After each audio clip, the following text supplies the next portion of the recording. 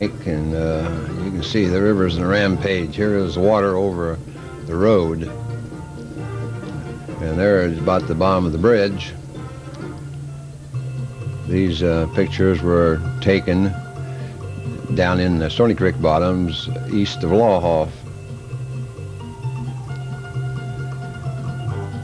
The water is up around all the houses, but I got there after it lowered about 2 feet. You see everyone living down there got their share of water.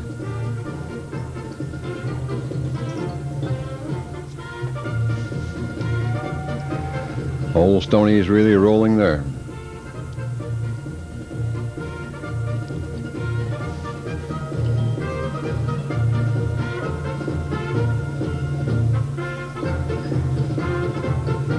There it's washed out underneath the bridge there at North Street.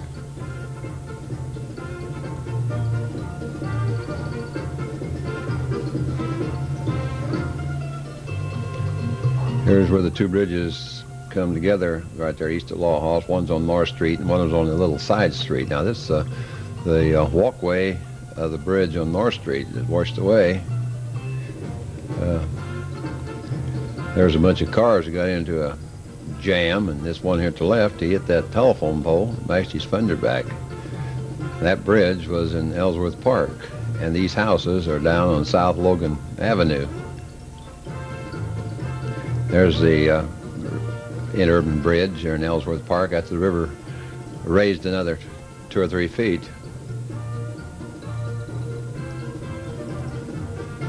Everywhere you looked, there was nothing but water.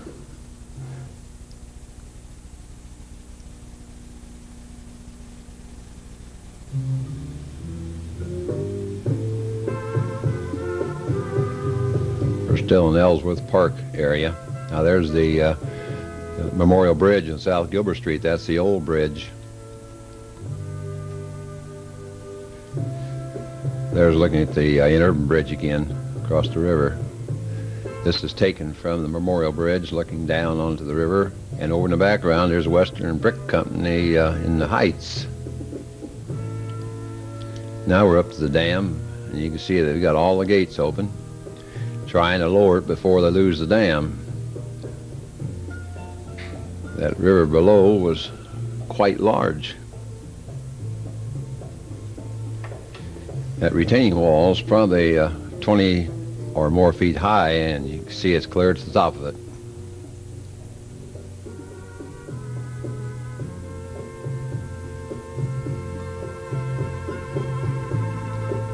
This was a strip area out west of town that the river broke in, washed the levee out right there as a break. Got into it and flooded it. Now that's the Lakeview Hospital across from the Hungry Hollow Road. You can see that's all lake from one side to the other. Now this is Morn's Station. They all got drowned out, had to leave home.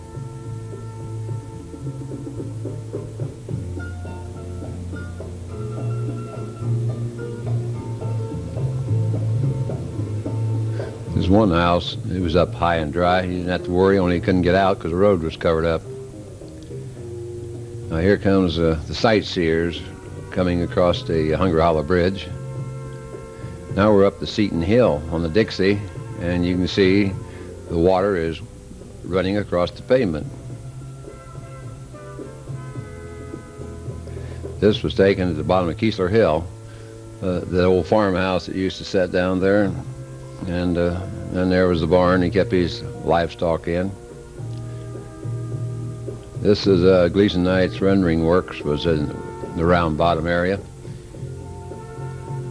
And we have Everett Miller, Melvin Holden. They're down looking at the high waters, and those two pups, they can't get across the bridge. Everett Holland from Hoofston, he couldn't either. Now there's the Anderson Bridge, which the water is clear over the rails. That's the highest the water was ever known.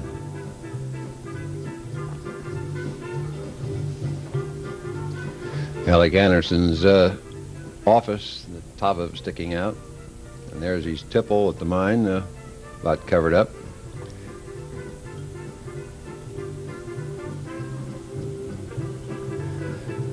These barrels were coming from the strip mine up there where that shovel was underwater. There's a fellow from Hoofston. He got stuck. He fell through the bridge. And he's looking there. He doesn't know how to get it out, and I don't either, so we just left it there. Now we have Everett Miller back again. He's going to eat a banana. And I think he ate it too fast. He got sick. It came back up.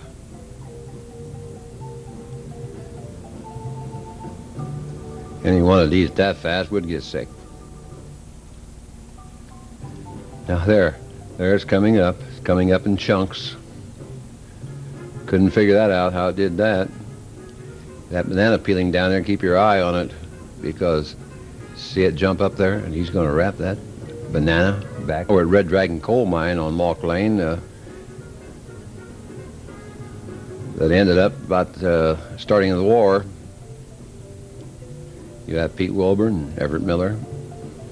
Old Pete eating his lunch on company time. There they are trying to move a mine car, and when you move a mine car with those steel wheels on a soft, slack yard, that is hard. Now we have a expert bike rider here, Herman Holden. He lived on Mauck Lane also. He would show you how he can ride that bicycle backwards as well as forward. See there how easy that is? Nothing to it if you know how to do it.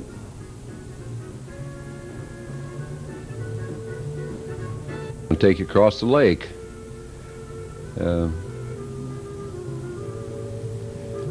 Now we got downtown on Vermilion, headed south at Square. There we are. There's the old buildings on the square. This is looking south. Now we're going to turn the corner past Palmer Bank. We're going to head east. You can see the old buildings was along the south side. There's Meese Brothers. Now we're going north on Vermilion at the courthouse. This was back in the nice old days when your Vermilion Street was open and you had plenty of room. Because look how far it is to the other side where the cars are parked. And now there's Gerald Mauck. We're up here behind Target. Over to the railroad track comes a passenger train headed for Florida. This is a Seany Eye.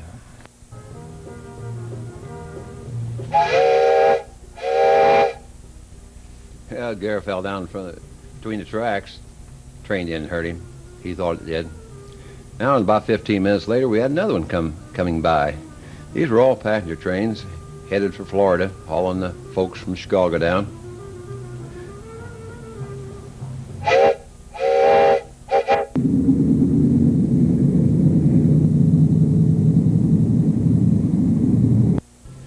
Now we're on Keesler's Pond, which is right over the hill from the tracks. This is where Countryway and Townway streets are with all their new houses. Ice skate there, as you can see, and we fished there in the summertime. And the contractors came along and decided they'd build houses in that pond. Hey, there comes another train.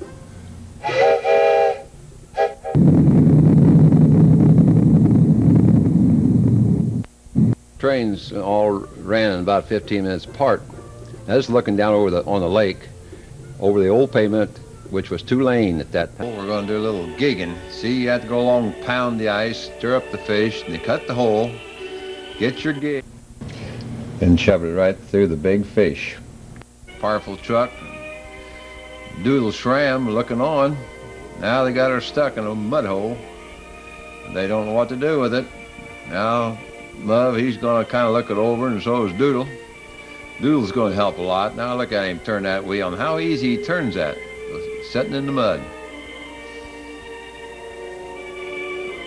That's more fun. There's Gary Mauck and his new Ford.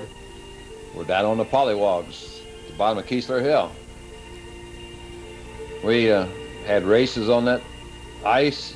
We had a lot of fun. I took my new 37 Oldsmobile down through there, and look there, Huck lost his hat in the windstorm. Uh-oh, goodbye hat. Hey, you better get up, 'cause Garrett's coming back and he'll run over you. That's Walt Moore riding the back bumper. This water here is only probably 20 feet deep, but seemed to hold up the cars all right. I haven't seen fellas do this for a long time.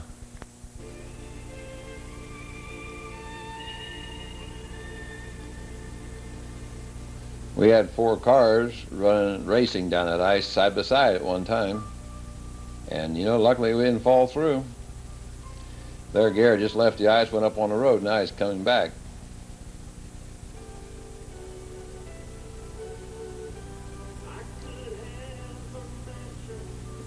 There's Melvin Holden again.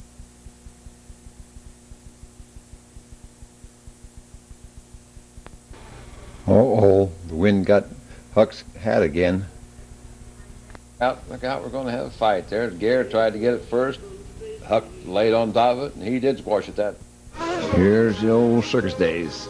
Back when you had elephants to do the work and the horses. And you had pet animals there in the cages.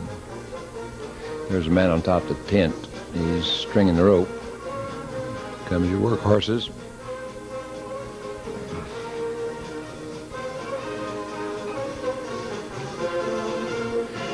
People gather out early in the morning to watch them put up the tents.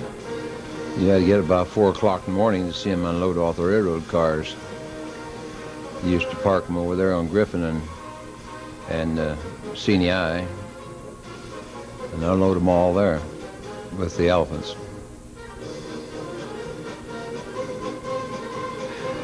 There's your seals.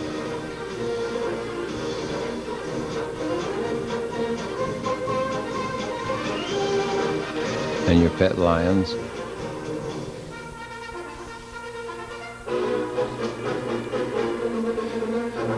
This is taken out of the old fairgrounds, East Fairchild. There we are downtown at the courthouse. Here comes Gerald Mauck.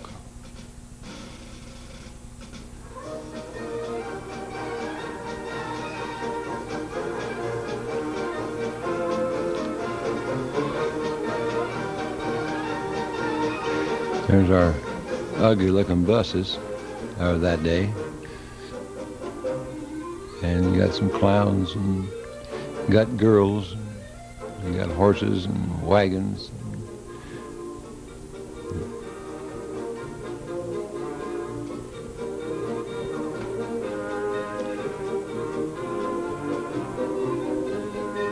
I bet he doesn't look this way.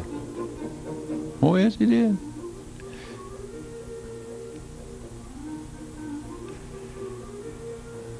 They like to pull these wild animals down the street. Let you take a look. So we invite you out to the fairgrounds to see the circus. Here's the band.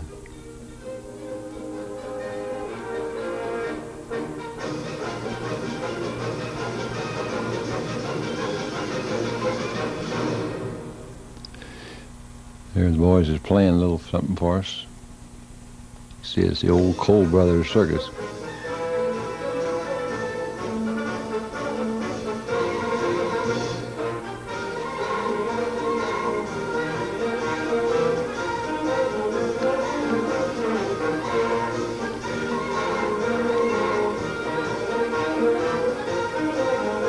He had a little ad on his side. That's where they did the local. See, you had E.B. Collins on that one camel. These elephants have all got ads on the side of them. Stone, famous magician back in the 30s there, 40s. He's here in Danville. See, Mid Malloy in the background there, kind of wanting in the picture. He was a goodie in his day. Just looking up for Main Street, crossing North Street. Here we have Homer Pishon, his dad Clement. He's going to take a load of hogs to market. It looks like old Everett's got a hold of the handle.